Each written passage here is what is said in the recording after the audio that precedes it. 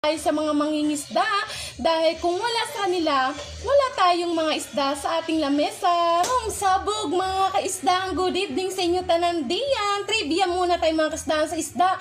Alam mo ba ang isda na bugaong ay talagang makapal yung kanyang himbis at mahirap talaga mga kaisdaan himbisan ng mga bugaong na isda. Pero mga kasdaan, alam mo ba, isa lang diyan ang pwede mong lutuin sa ating bugaong.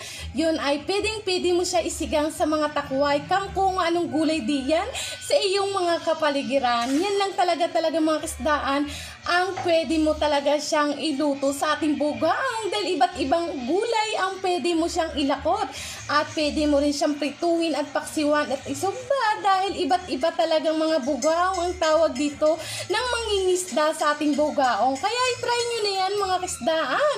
Pwede mo siya kahit anong luto diyan ng bugaong ay napakasarap talaga mga kasdaan.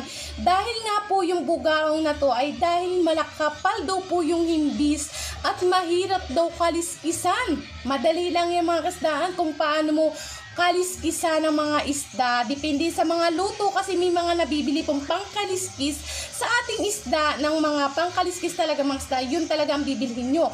Kung bibili talaga kayo ng mga bugaong na isda, yun lang mga kasdaan. At sana ay may natutunan din po kayo mga kasdaan. So kita-kits bukas ulit dito sa ating Magikikbis at good evening sa ating mga content creator, mga followers diyan.